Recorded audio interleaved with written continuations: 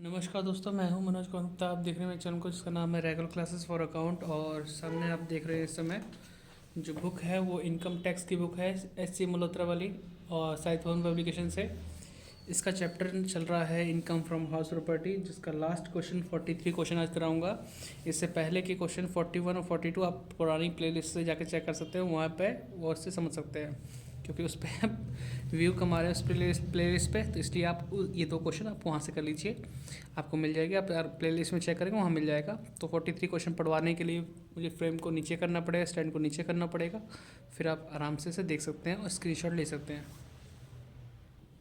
तो उम्मीद कर रहा हूँ आपको दिख रहा होगा यहाँ पे सब पूरा पूरा। तो यहाँ लिखा है x has occupied 3 houses for his residential purpose, यानी एक्स के पास 3 मकान हैं जो कि वो रहने के लिए यूज़ कर रहा है।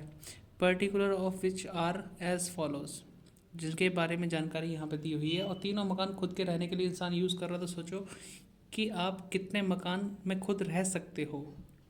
पहले के ज़माने में या पहले कुछ सालों तक ये नियम था कि अगर एक इंसान एक से ज़्यादा मकान यूज़ कर रहा है रहने के लिए, तो सिर्फ पहला मकान या फिर कोई एक मकान ही रहने के लिए मानते थे, बाकी सब किराए पे मानते थे। लेकिन अभी ये नियम चेंज हो चुका है लास्ट ईयर से। अब एक एसएससी 2 मकान में रह सकता है, रहने के लिए 2 मकान यूज़ कर सकता है। और यहाँ तो 3 कर रहा है, तो 3 में से 2 तो रहने के लिए माने जाएंगे, बाकी एक किराए पे माना जाएगा। भले ही किराया मिले या ना मिले, लेकिन किराए पे माना जाएगा। बाकी सारी चीज़ पढ़ते हैं। हाउस 1, हाउस 2, और यहाँ पे लिखा है house 3 opt as self occupied. Self occupied के लिए माना गया है ये वाला मकान। बाकी standard rent under rent control act दे रखा है 15,000, 20,000 और वो कुछ नहीं है खाली। म्यूनसिपल वैल्यू दे रखी है 10,000, 30,000, 30,000। फेयर रेंट दे रखा है 18,000, 18,000, 35,000। तो फ्रेम में आपको दिख रहा होगा क्वेश्चन को, ढंग से स्क्रीनशॉट ले लो इसका। म्यूनसिपल टैक्स पे किया है 1,200, 2,400, 3,600। रिपेयर वगैरह का कुछ भी कर रहा हो तो उससे मतलब नहीं होता। Repair, insurance, ground rent. आगे लिखा है X borrow 30,000 at the rate 20% per annum. X ने बोरो किया 30,000 रुपये 20% के रेट पे इंटरेस्ट पर एनम के, for construction of house 3, third house को कंस्ट्रक्शन करने के लिए 30,000 रुपये बोरो किए 20% के रेट से। डेट ऑफ बोरोइंग है 1 June 2013। Date of repayment of loan है 10 मई 2021। लोन लेने की डेट आपको पता होनी चाहिए, 2013 है, ठीक है। और construction of all houses was completed in May 2018 में कंप्लीट हो चुके हैं कंस्ट्रक्शन इनका। Determine the taxable income of X under the head income from house property for the assessment year 2021-22 के लिए निकालना है। Assume X opt for house number 2 और house number 3 to be treated as self occupied. ये question काफ़ी सालों से चलता आ रहा है। पहले जब एक मकान के लिए एलिजिबल होना था तो उस केस में थर्ड लिखा इन्होंने, लेकिन जब से 2 मकान में रह सकता है तो उसके लिए यहाँ पे नई लाइन ऐड कर दी है, सेकंड और थर्ड। यानी सेकंड और थर्ड में खुद रहने के लिए यूज़ किया गया है, बाकी ये वाला रेंट पे माना जाएगा। ये लाइन लिख दी यहाँ पे, ठीक है। क्वेश्चन सॉल्व करते हैं, दिखाते हैं आपको। स्टैंड के ऊपर करते हैं, आप इसे स्क्रीनशॉट ले लेना। तो करना स्टार्ट करते हैं। 43 question. Computation of taxable income from house property for the assessment year 2021-22, ठीक है। अब पहला हाउस देखो, इसमें 2 और सेकंड और थर्ड को रहने के लिए यूज़ किया है, तो फर्स्ट हाउस किराए पे माना जाएगा। तो हम एजम्पशन करेंगे कि भाई फर्स्ट हाउस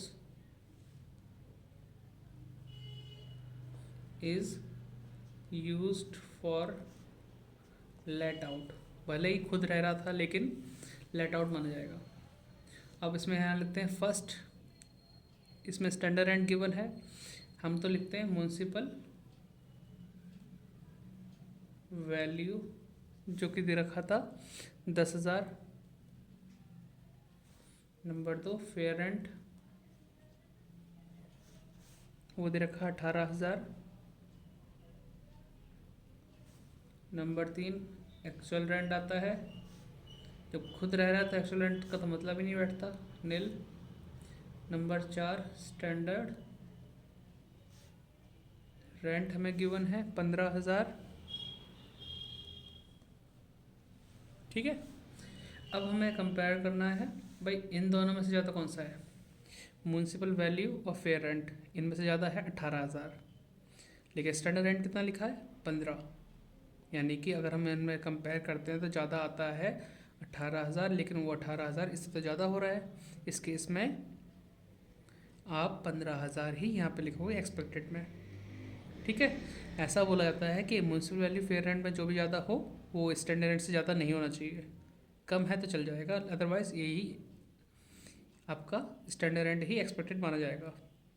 और जिन बच्चों को ये लाइन समझ में नहीं आ रही वो ऐसा सोच सकते हैं, जब भी स्टैंडर्ड रेंट दिया गया हो तो उस केस में कैसे करते हैं, म्यूनसिपल वैल्यू फेयर रेंट में से आप कंपेयर करो, जो भी ज़्यादा होगा उस अमाउंट को सिलेक्ट कर लो, 18,000 ज़्यादा है, फिर 18 और इस स्टैंडर्ड रेंट में कंपेयर करो कि कम कौन सा है 15, तो 15,000 ही आप यहाँ लिखोगे एक्सपेक्टेड रेंट में।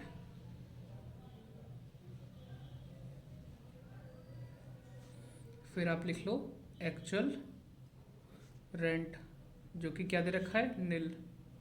अब इन दोनों से ज़्यादा कौन सा है, वो हो जाएगा ग्रॉस एनुअल वैल्यू, 15,000 आ गया। लेस करते हैं म्यूनसिपल टैक्स,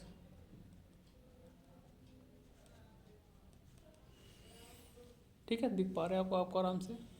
म्यूनसिपल टैक्स दे रखा था, आप अपने स्क्रीनशॉट पे दे सकते हैं 1200, तो ये हो जाएगा 13,800 annual value, less deduction under section 24, first 30% of AV और सेकंड इंटरेस्ट ऑन लोन। हमने इस मकान के लिए तो लोन लिया ही नहीं है तो नील रहेगा, बाकी इसका हम निकालते हैं 30%, कितना होता है 13,800 इंटू 30%, 4140, तो 4140 लिख कर माइनस कर दो 13,800 से 9,660, तो आप आंसर में चेक करेंगे तो वहाँ पे टोटल दे रखा है, लेकिन फिलहाल सिंगल आंसर नहीं दे रखा, तो ये तो हो रहा है इनकम फ्रॉम HP, मतलब इनकम टैक्स की नज़र से इसमें इनकम हुई है, ये टैक्सेबल इनकम में माना जाएगा, और जो भी टोटल इनकम होगी उस हिसाब से आपको टैक्स देना पड़ेगा। फिर हाउस सेकंड, सेकंड हाउस, उसमें तो खुद रह रहा है, आप लिखते रहना बेटा, मैं आगे बढ़ा रहा हूँ उस कॉपी को, तो लिखते रहना, पेज पर लड़ना पड़े उससे पहले आप पॉज करके आप लिख लो, फिर आगे बढ़ समझते रहना। तो जब मकान में खुद रह रहा है सेकंड हाउस में, is used for self residency, तो खुद के मकान में रहते हैं तो कोई किराया तो मिलता नहीं, तो सब कुछ नील रहता है, फिर भी लिखना ज़रूरी है, फॉर्मेट फॉलो करना है। तो स्टार्टिंग होती है ग्रॉस एनुअल वैल्यू, जो कि क्या हो जाएगा नील, फिर लेस म्यूनसिपल टैक्स, नील हो जाएगा, तो क्या बचेगा नील। ठीक है, एनुअल वैल्यू हो गया, less deduction under section 24, first 30% of AV, नील हो जाएगा। सेकंड इंटरेस्ट ऑन लोन, कोई लोन नहीं लिया इस मकान के लिए तो नील हो जाएगा, बाहर आएगा नील, माइनस करके पे क्या आएगा नील, तो इनकम फ्रॉम HP,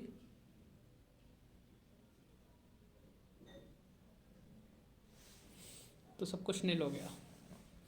तो आपने इतना नोट कर लिया सेकंड हाउस तक। अब मैं पेज पलटूंगा, थर्ड हाउस करूंगा, तो आप इसे पॉज करके पूरा नोट डाउन कर लो,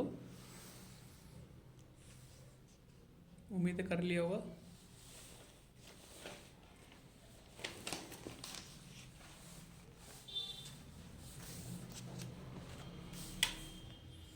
नंबर 3, थर्ड हाउस, वो भी खुद के रहने के लिए यूज़ हुआ है। Third house is used for self residency इसकी भी स्टार्टिंग करेंगे ग्रॉस एनुअल वैल्यू नील लेस म्युनिसिपल टैक्स नील रहेगा, बचेगा भी नील। अब आप सोचेंगे सेम पहले जैसे चल रहा है इसमें भी नील होने वाला है, नहीं, इसमें कुछ और भी होगा क्योंकि मकान पे लोन है। 30% ऑफ ये भी करूँगा तो ये भी क्या आएगा, नील आएगा भैया, ये तो सिंपल पता है नील का, तो हम ऐसे ही करेंगे। लेकिन सबसे महत्वपूर्ण बात यहाँ पे है कि सेकंड पॉइंट में ए पॉइंट भी आएगा और बी पॉइंट भी आएगा, यानी कि interest on loan to P Y, interest on loan prior to P Y. ठीक है, तो कैलकुलेशन करके दिखाना पड़ेगा वर्किंग नोट में। देख तो पा रहे होंगे आप आराम से, ज़्यादा ऊंचा तो नहीं है स्टैंड, थोड़ा सा नीचे कर दे तो आप आराम से देख पा रहे होंगे। तो हम वर्किंग नोट लिखते हैं। भाई लोन कब लिया वो डेट लिखो, है ना, लोन कब लिया। तो क्वेश्चन में चेक करते हैं, लोन लिया है 1 जून 2013 को। ठीक है, वो डेट हमने लिखी 1 जून 2013। मकान कंप्लीट हुआ था मई 2018 में, मई 2018। ठीक है, इससे पहले पहले 31 मार्च कब पड़ेगा, 2018 में। ये रहेगा कि मई से पहले अप्रैल आता है, अप्रैल से पहले मार्च, तो ये 2018 में ही आ गया। तो यहाँ से यहाँ तक का समय बोलते हैं प्रायर टू पी वाई। ठीक है, इधर लिखेंगे पी वाई, मतलब असेसमेंट ईयर जो होता है 21-22, उससे पहले वाला साल 20-21। ठीक है, हमने लोन कितने का लिया था, हमने लोन लिया था 30,000 का। अभी तक कुछ पेमेंट तो हुआ नहीं है 20% के रेट से, तो 30,000 का निकालते हैं फुल 20%, तो ये होगा 6,000। ये पी वाई का इंटरेस्ट है, जिसको हम चाहें तो यहीं पे लिख सकते हैं अभी से 6,000, जो कि आया 30,000 के ऊपर 20%। ठीक है, अब हम यहाँ पे देखेंगे यहाँ से यहाँ तक का समय कितना है। 2013 में कैलेंडर के हिसाब से गिनेंगे 1 जून से लेकर दिसंबर तक। ठीक है, जून का महीना पूरा काउंट होगा, जून जुलाई अगस्त सितंबर अक्टूबर नवंबर दिसंबर। ठीक है, तो ये हो गए 7 महीने। ठीक, 7 क्यों, क्योंकि जून का पूरा महीना आया है, तो 7 महीने ये। उसके बाद आएगा तुम्हारे पास 2014 में 12, 15 में 12, 16 में 12 और 17 में 12 महीने, 18 में सिर्फ 3 महीने। ठीक है, जनवरी फरवरी मार्च, तो यहाँ से यहाँ तक गिनना था ना, तो काउंट कर लेना 12 12 12 12 12 चौक 48, 48 7 ये 3 ये 10 हो गए, 10 और जोड़ दो 58 महीने हो गए 58। ठीक है, क्लियर है।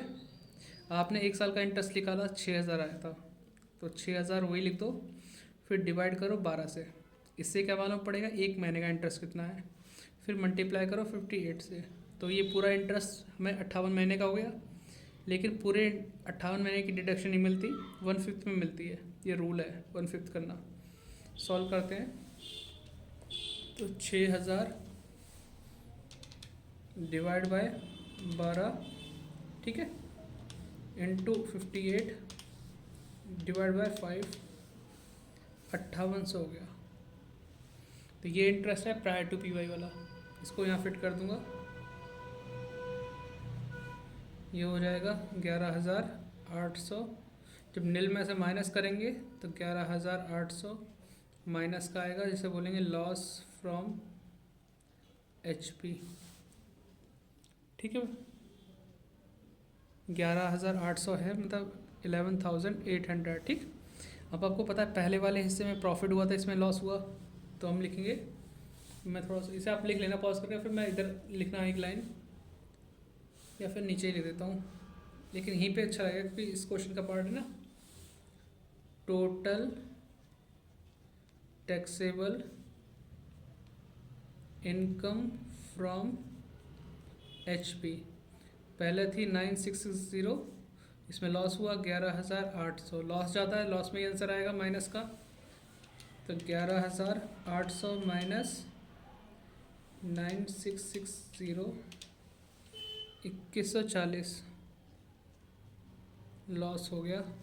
ठीक है, तो ये चीज़ हमने कर दी, इसे नोट डाउन कर लो, पीछे आप देख ही चुके हो। तो वीडियो पसंद आई हो तो लाइक कर देना, चैनल को सब्सक्राइब कर देना अगर नए हो तो, और सब्सक्राइब कर रखा तो शेयर ज़रूर कर देना अपने कॉलेज ग्रुप में, और बाकी कोशिश चल रहा है जल्दी जल्दी कराने का। ठीक है, मिलते हैं नेक्स्ट वीडियो में। बाय बाय, खुश रहिए, बहुत ध्यान रखिए, पढ़ाई करते रहिए, कोरोना बहुत चल रहा है, सेफ रहिए। ठीक है।